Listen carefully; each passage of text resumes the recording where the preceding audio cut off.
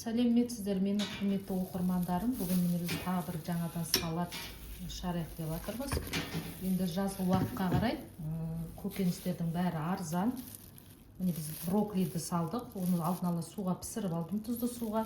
Баклажанды майға қуырып алдым. Қияр, черри қызанағы.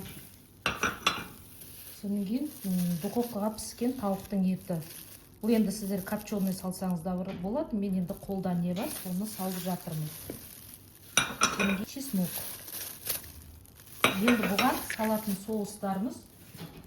Шрираша деген соус бар. Кішкене ашытылау болады. Соевый соус кішкене құямыз. Тұзымызды, бұрышымызды саламыз. Сосын кішкене паприка салып жүреміз. Кішкене қызартып, свет беру үшін. Сосын сүйек майымызды құямыз.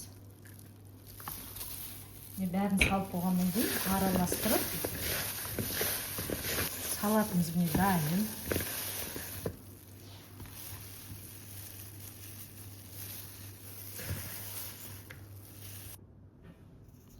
Міне осындай әдемі салатымыз шықты.